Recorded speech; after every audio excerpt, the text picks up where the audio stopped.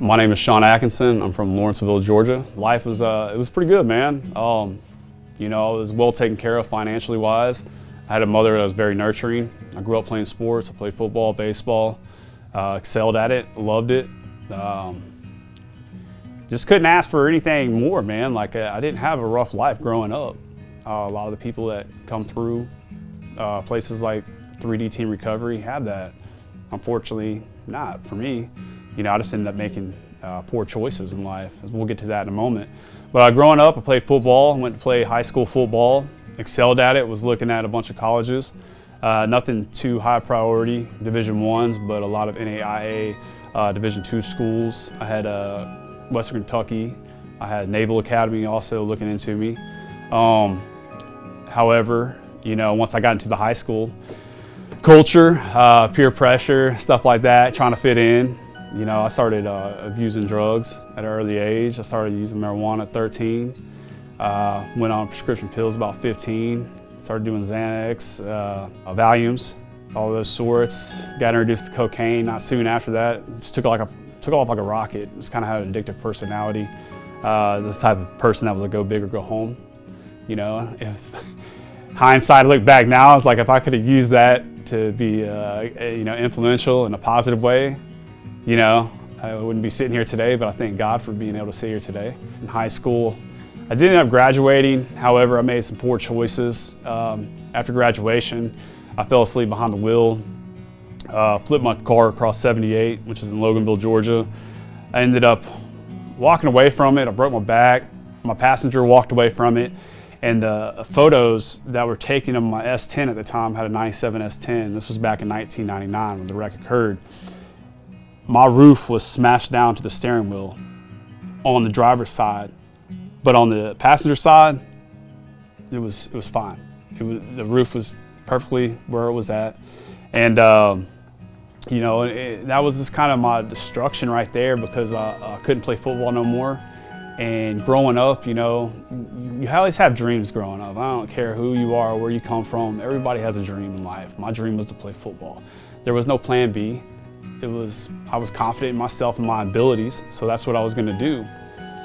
However, as I mentioned before, making choices can either, you can either thrive and excel, or it can be your demise. And me choosing to use drugs was kind of my demise, and it took away the love I had for the game. And then when that game was taken away from me because of my own actions, it was just like a downward spiral. So my path of destruction, why I got on drugs, first off, it was peer pressure.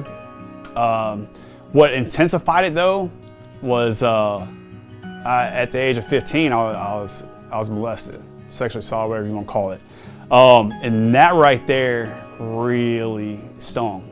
Then being a male, a star football player, that is very defeating, degrading.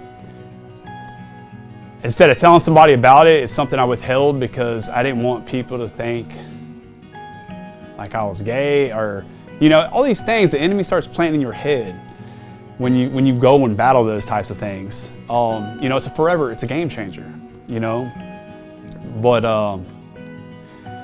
it was rough, man.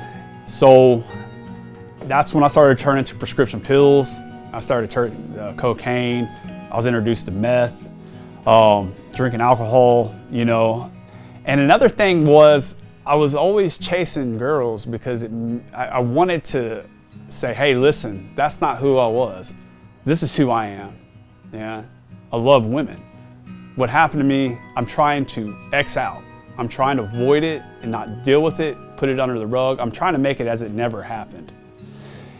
And that was probably a very detrimental part of my life. Because when you have something that bad and something that brutal happen to you, there's no way of sweeping that up underneath the rug. That's something that's going to come around full circle eventually in your life. So to keep reiterating on that, that's where drugs have started coming in heavily. After that, I got put on probation, and my drugs intensified. Like it didn't matter what I was on or, probation or anything. I hated life, man. I hated who I was as an individual. And if you can't love yourself, you can't love others. At the age of 19, I met a pretty little lady named Lauren Paget. I went to high school with her. She is now my wife. We've been married for almost 11 years. We've been together off and on for the past 19. She's been the glue of our family. She's my rock. You know, she's stuck with me through my addiction, through the troubles that I've been through. We were together for about 3 years, and through my addiction, you know, I put my addiction first before her, and she had to let me go. And that was just another thing in my life that I had destroyed, or has been destroyed, either self-inflicted or not. This is like my life was just unmanageable. I didn't want to be alive. I hated life. Suicidal. I was depressed.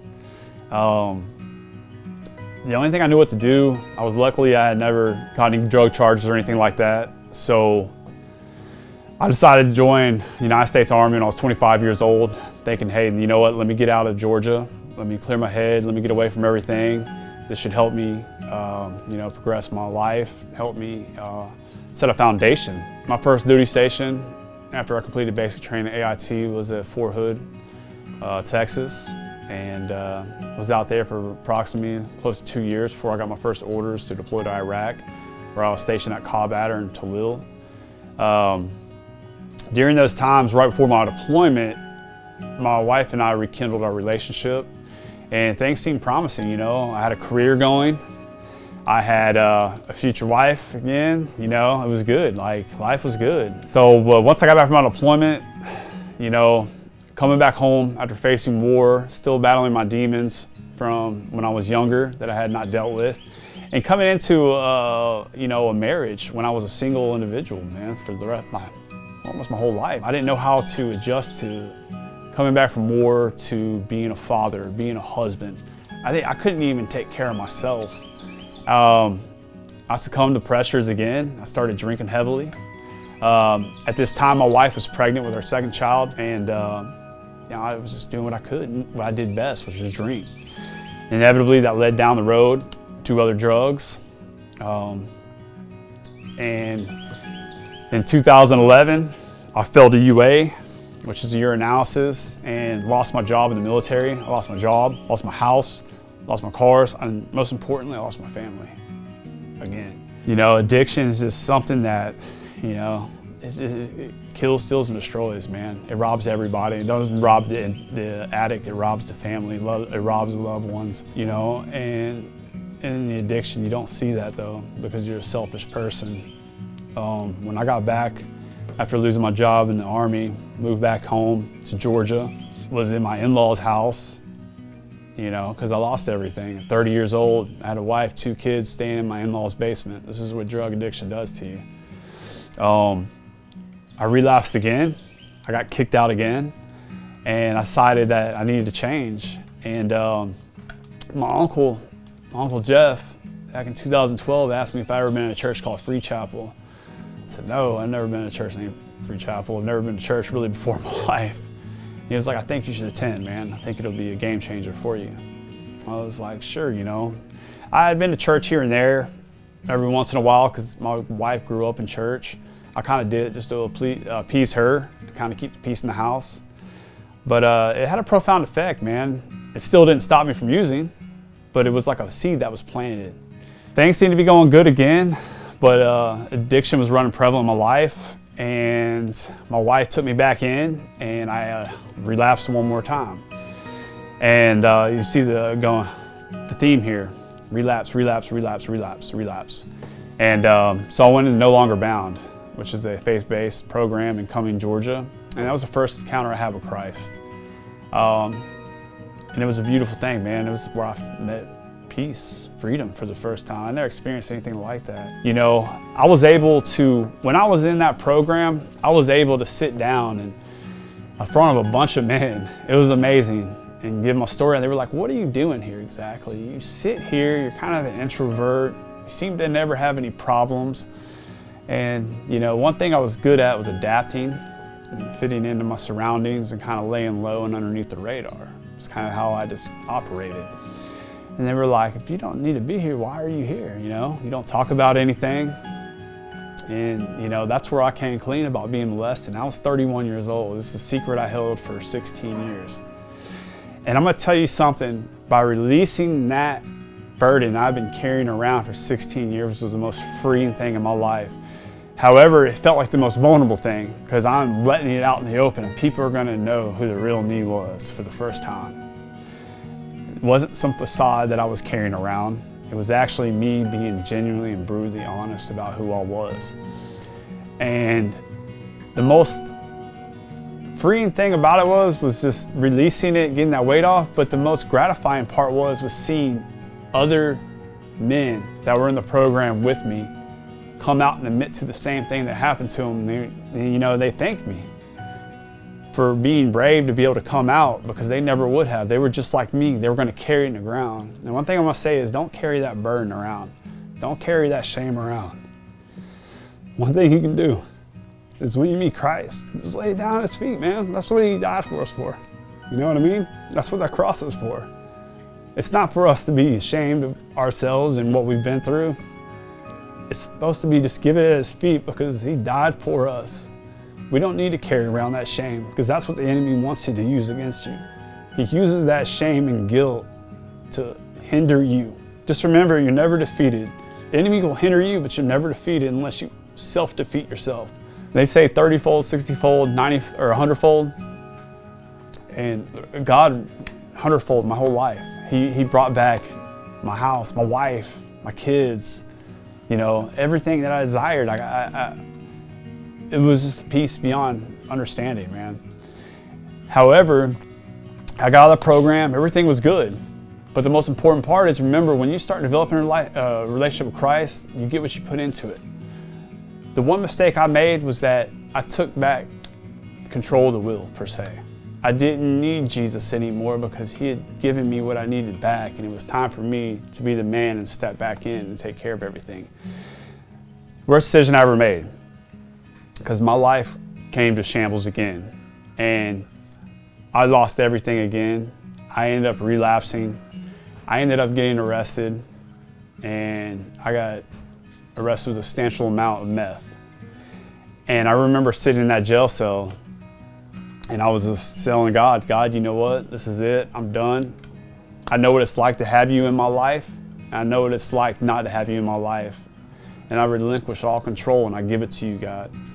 And I remember I said, I don't care if it's in prison, this jail cell, whatever it is.